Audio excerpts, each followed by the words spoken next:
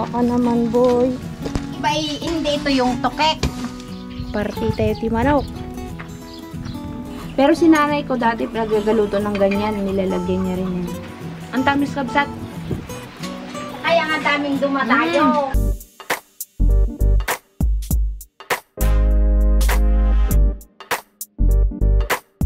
Kabsat, magandang umaga. Nandito tayo ngayon sa farm at pupunta tayo kay Lanty doon na kasi meron po tayong manok na napilay. Baka po siya matuluyan baga.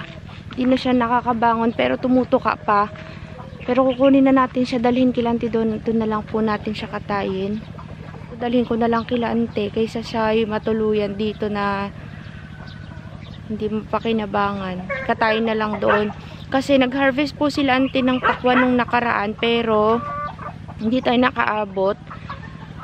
Ngayon, parang nagtitinda yata si auntie doon sa kanyang doon sa lugar nila, sa bahay nila.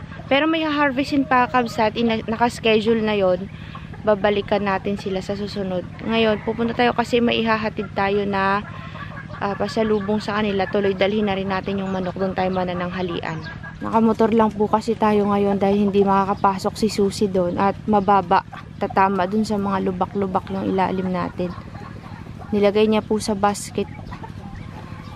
Malaki pa naman to kabsat.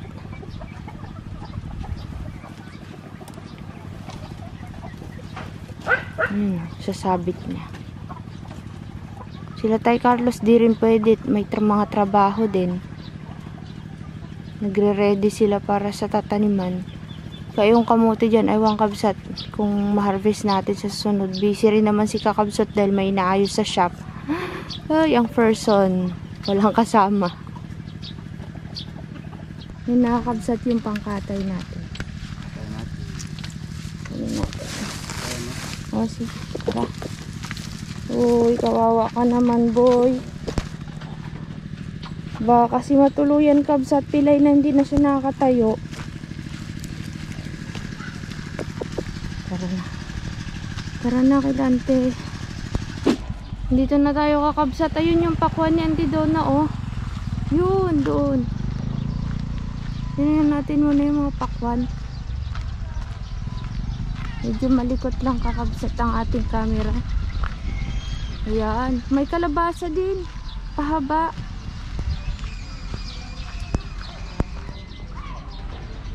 Ayan. Ito po. Yan yung kalabasa ni auntie doon, nakakabsat na maligat na mahahaba. O yan, ang dami din na-harvest ha. Tapos ito yung pakwan na nakaraan na pinapakita ko sa inyo. 20 pesos per kilo, ang mura. Auntie, ano na ang variety nitong pakwan mo? Buffalo. Buffalo. Mas malalaki pa dito yung nabiak doon. Marami nang nakakuha yung malalaki. Diba umulan tapos tinding-init, pumuputok. Pumutok na. Umulan nga pala kabsat. Marami na akong nabinta dyan. Nakailang ka nante? May 1.5 na. Pare? Ante, may dala ko sa yung daing. Oo nga, sarap daw. Pare, may bigay ang aking pamangkin, no? Bigay kasi yan ni Madam, mandami.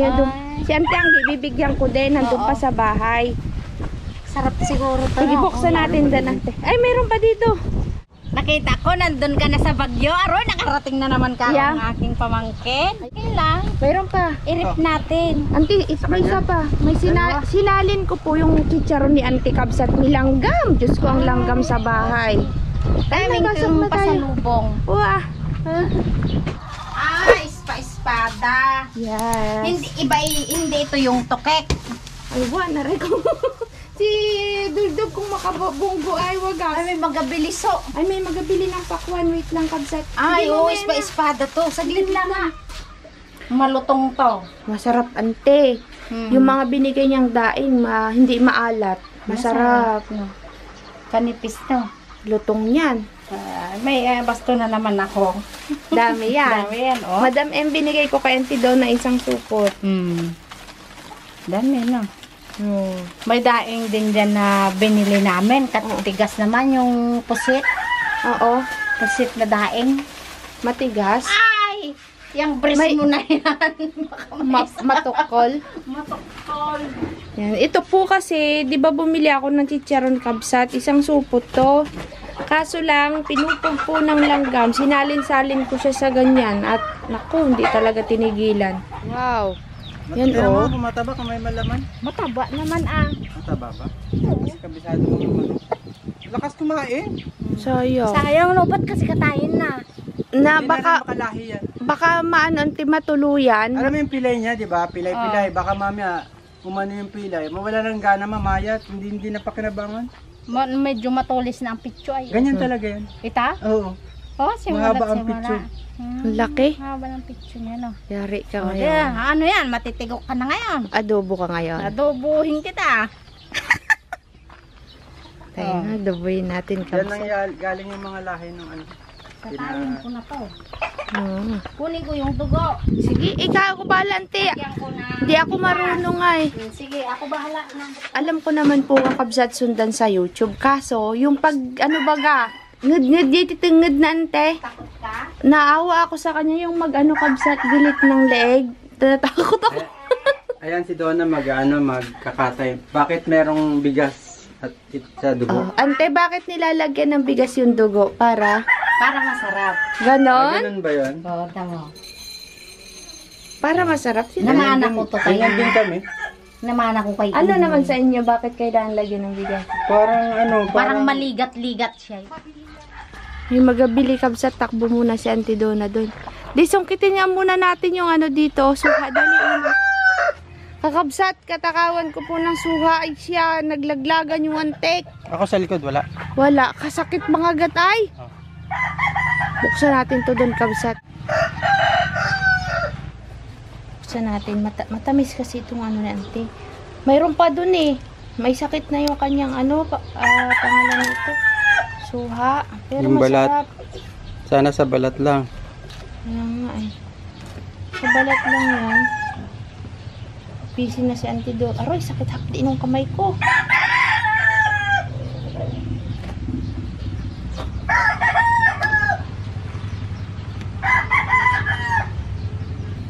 Sige.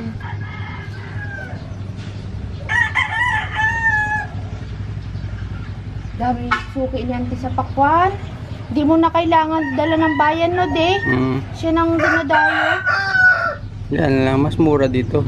20 Hindi ka nagagasta ng gasolina. 20 per kilo. Matamis yung kanyang pakwan kabsat, mapula. Kayang ba yan, Romalyn?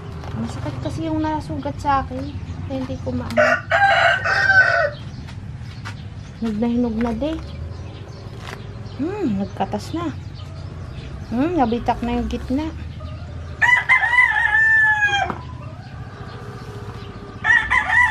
Ay, dry na. Huli ka na. Huli na sa balita, mga person. Nagputukan, dry na. O, nagputukan. Talagang sakit niya yun, de. Dry. Hindi siya na dry. Ha? Dry nga. Dry talaga. Walang katas. Tiyo daw ho, kakabsat. Kabsat, wala siyang katas. Dry na dry. Sakit to kabsat kasi nga napaglihian. Sakit yan. Wala. Tuyot kabsat yung kanyang laman. Wala. Mahinang nila lang. Pinaglihian po. Diyan Menggoy. Yan ho ang tinabagong target niya ngayon. Hawakan mo nga sandali. Hawakan mo nga sandali. Meron yata sa... Ala, kakabsat yan na yung manok. Kinatay na namin. Mga ilang kilo? Sa palagay mo, ante, may dalawa? Mayroon. Aba, malaki din. Party tayo ti manok.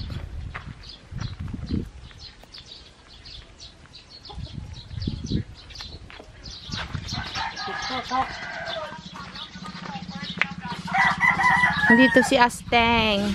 Isaab na, kabsat.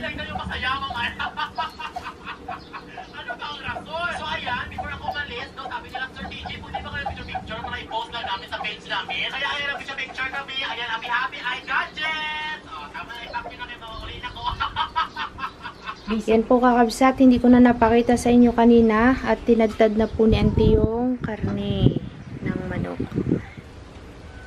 Ito. Lagay na natin lahat. Okay. Aglalaukan. Mekos-mekos na lang natin to, kabsat. Mekos-mekos.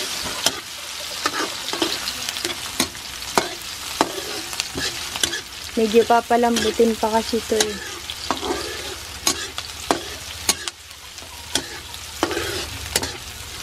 Mamaya uwi din tayo at meron pong gagawa sa shop. Ay hapon pa naman. Kasi nga mainit kabsat, di kaya pag-araw. Kaya sabi nila sa hapon na lang balikan. Pa! Mabinta yung Uy. Oh, ito na? Hanggang tiginis ako, masusunog Sige, yung ako na. kawali. Kakabsat, marami na daw nabenta si ante. Yung kalabasa niya, 3 piraso na lang. Diba kanina nakita nyo ang dami? Ayos ante ah. Kailan ka mag-harvest ang kalabasa ante? Pag may nag-order lang so. Mahahaba po kasi mga Maligat. kalabasa ni ante maliligat. Nailagay na ni ante yung manokski. Kaya kakwentuhan kami tungkol sa pagpunta namin ng Baguio, sa La Union. Gusto din daw pumunta ni auntie doon. Sabi ko, magpunta tayo minsan. Kaso lang naman, hindi makalis si auntie ng matagal dito. Kailangan bubunuin mo 1 linggo doon, mahigit. Parang di sayang pamasahe, Dire-diretso gala yun. Si nanay nga daw, dapat daw sinama. Apa, hindi mo mapasama yung kabsat, lalo na pag magabarko. Nasusuka lagi. Ayaw niya. Na minsan lang namin siyang nailuwas. Nung sumunod na luwas, ayaw na niya, mag-aaway na kayo. Yung kayo nila, Bibijen. Oo, kami nila agent. Sinama namin sila sa Maynila. Laki ng gastos din ninyo doon, no? Sakto lang, ante. Ayan. Kaya natin takpan. Para masangkot siya, hayaan lang muna dyan, kabsat. Aadobohin po pala ito. Nakalimutan ko sa inyong sabihin. Ang recipe ni ante na adobong manok. Himasan. Kabsat, may papakita ako sa inyo dito sa bubong nila ante. Nakahiga kasi ako. Tinitignan ko yung kahoy nila. Sabi ko, ang dami palang kahoy na ginamit dito sa bubong nila. Kamahal pa ng bulbit yan. Mahal daw po pala tong kahoy na to, sabi ni ante. Ang pangalan po nito ay ipil-ipil bundok. Kapag pinakuan mo daw to, kabsat, kilo daw yung pako. Matigas. Tingnan mo yan, oh. Mga pinako-pako yun, oh. Kilo. Saan mo to nabili, ante? Ewan mo saan nabili na yan. Oo, parang matigas nga siya, matibay na Oo. kahoy siya. Parang pangalawa sa Nara. Parang ganun man eh. Kasi hindi man lang siya inanay, ante. Hindi. O, tingnan mo ito. Yung sa amin, Ito, hindi ko na mabuksan to dahil inanay na. Paper tray yan. Ay, ang kahoy na yan. Oo. Pero ito, ipil-ipil bundok daw. Oo. Ngayon lang ako nakarinig ng ganong kahoy, kakabsat. Kayo po, alam niyo po ba yun? Ipil-ipil bundok. Search ko nga yun dun sa Google kung makikita natin. Tulog si kakabsat, nasarapan po siya dito sa bukid, mahangin. Mahangin din doon. Sa kanya na. Oo, nakaduyan siya. Hindi ko naginising at late na natutulog. Kakaayos siya sa mga kabli-kabli doon sa shop. Sa gabi niya kasi ginagawa at sa arawan kaya hindi kaya. Mainit. Sobrang init. Kahit naman saan, ante, hindi lang sa amin. Talagang mainit talaga ang panahon. Pero pag tag-ulan yan, malamig na. Pag tag-ulan, di kami nag-electric pan eh. Kami kahit nag-ulan. Malamig dun sa amin pag nag-aulan. Para mag-fix. Yon, ito na po yung dara. Kung sa Ilocano, yung dugo kabsat. Lalagay niya doon sa adobo. Para maluto yung bigas niya. May bigas yan. Ibig sabihin, mag-ano siya yung lapot. Kasi may Buo bigas. din siya. Hindi mo nahatiin, ante? Ganyan na? Oo. Ipailalim ko para Aba? masama sangkot sa... Natin. Pero si nanay ko dati nagagaluto ng ganyan. Nilalagyan niya rin yung ganyan. Pero pag kami, hindi namin ginagawa yan kabsat kasi kami nga lang nagkakatay. Di ba? Lapit na yan. Medyo matagal to, ante. Oo. Kasi makulbot. Ay, sangkot sa kulaan patuloy ng konti tapos lagyan natin ng tuyo. Ikaw ang photographer sa graduation ni Eugene. Oo. Para may remembrance sila. Wow, ang pula ng pakwan ni Auntie. Ito po yung pakwan na tinda ni Auntie Donna. Let's taste. Sarap, malutong ba? Abangan nyo kakabsat yung pag-harvest. Last harvest na po yun. Lahatan na hinintay lang po talaga ako ni Auntie Donna para Ilang makita tao po mo? ninyo. Ha? Ilang taong masabi? Mga mari at pare. Mga pare? Nung unang Pare. harvest, kasaya daw sabi ni Ante. Ang ginagawa niya, pinapakain din. Yung kainit-init. Sabi ko huwag nung kainit. Magsakit ang tiyan mo. Baka magtae kayo. Ay, konti lang buto. Sarap yan. Magkakatanim ka ulit nito, Ante. Oo. Magkatapos ng palay. Ante, masarap ito. Manimo. Kakabsat, pasensya na kayo sa aking itsura. Ang tamis kabsat. Kaya nga daming dumadayo. Na nagabilihan dahil yung ibang stripe dyan sa katabang daw. Daw, sabi. Ewan kong totoo. Ang sarap kabsat. Hindi masarap yan, Donna. Ha? Hindi masarap. Tingin po nga. Hayaan nyo na yung tulo-tulo dyan, kabsat. Di ko mapunas at kumakatas talaga siya. Makatas. Ay, may hawak kong camera.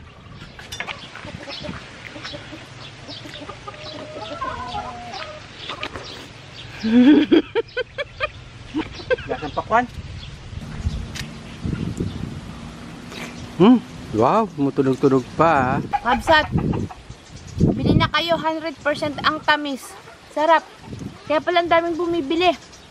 Tapos ito, pandinis po ito sa kuko. Gan. Yung, di ba Antina? Pandinis sa kuko, yung pinaggantuhan. Magbiyak pa ka? Maya! Sige! Kuha daw si Auntie, papakita daw niya sa inyo kakabsat. Abangan natin yung susunod na harvest. Dito ulit tayo. Taga-LB kaya mga balok-balok. Dito sila nagadaan, no? Kakabsat, one time, susunsunin natin tong daan na to. Yan, papunta yan sa ilog. Tagos niyan sa Pag-asa na mas malapit po kasi dito ng daan dahil tag-init, tuyong-tuyo po ang mga ilog. Wala ng tubig. Wala ng patubig ngayon, kabsat, tuyot ang ilog. Yung mga motor niya yan, kaya yan dyan. Oo, punta tayo dyan. Kabsat, kukuha daw si Auntie ng pakwan dito sa nakasako. Tikman daw natin, magbukas tayo ng bago. Tagal naman. Yan, ito yung bilog na bilog. Pare. Ante, yung ganyang kalaki, mga ilang kilo na yan sa palagay May mo? 3 na to. 3 kilo yung ganyan? Ay, mayroon pala doon po yung malaki. Malaki ang biakin Hindi, ang muna to. Bibili ko sila nanay mamaya at saka sa bahay kukuha din ako. Kasi ngayon lang kami ulit makakain ng matamis sa pakwan. Itong variety po na ito ay buffalo. Kabsat kabigat baga ng pakwan nila, Auntie, swerte ang makabili ay Kaya nagganyan yan, kinain ng uod. may uod yan. Ibig sabihin, nung maliit pa lang, ginapangan na ng uod. Yan, Tingnan mo kaya to kung ilang kilo. Kabigat ng isang piraso de. Tingnan mo lang. Kaya pag bumili ka niyan, tingnan mo. Tingnan mo lang. Uy. Bigat, May 3 yan, may git. Oo, pwede. Bigat, no? Kaya swerte si Auntie sa... yan. Ito Sa sana isang- ang bigatin natin, kaya natin ubusan yan. Kalaki, Auntie. Bilihan na lang bilhin. Ang laki. May damage siya, oh. May damage. Pag ganito, hindi ko na tinitinda. Swerte ang mga kapare, ganito binili. Ay, di yan na lang kain natin. Sayang naman yung kinuha mo, Auntie. Baka naman yung kaiba naman. Sayang. 20 pesos per kilo. So, isang ganyan, may 60 ka na. Oo. Nauna yung pag-uwi natin kung ano. Yung mas una. tayo, dami natin Oo, dali sana niyan. no, nakadala Oo. ka ano. Sa awa sila. Sana. Pag luwas, doon na, kailangan ko tilapia. Tilapia? Wala naman dahil hindi ko tayo makatilapia ngayon. Walang alaga na muna. Hindi pa kayo Wala. nag-alaga, Wala. Ante? Tag-araw ay matutuyo-tuyo. Di, nag-comment si Sir Joey Coloma. Bakit? Kasi di ba kinain natin ng direkta yung strawberry dun sa farm. Di ko naisip na, oo nga naman, Oy, yung mga pataba. Pulahan. Oo. Sarap! Yung mga pataba, mga pupo, mga ganon, at saka yung pinandidilig, madumi daw yun. Ngayon, dahil hindi naman natin hinugasan, pinunas-punasan lang natin yung strawberry. Di, napataba na rin tayo. Kasali na tayo sa pataba. Kain ulit tayo, kabsat. Masama sobra niyan. Matamis, kabsat. Yo, kakabsat, di na natin maintay yung niluluto ni Ante. Kailangan natin bumalik sa bayan kasi paratingin yung ang gagawa dun sa shop. Tsaka yung pinagawa po natin kinulang sa materialis para sa piso wifi. Kabsat, let's go. Kabsat, abangan na lang po natin yung susunod na vlog para sa pag-harvest ng pakwan dito kina Auntie Donna. Thank you so much po sa pagsama. Pasensya na Kabsat, di na natin nahintay yung nilutong manok at kailangan na talaga nating bumalik. Ganyan talaga ang buhay, busy-busyhan ng person. Thank you sa lahat ng kakabsat na nanood sa ating mga vlog nung tayo po ay nagbagyo at saka naglaon yun. Bye-bye po. Ante, salamat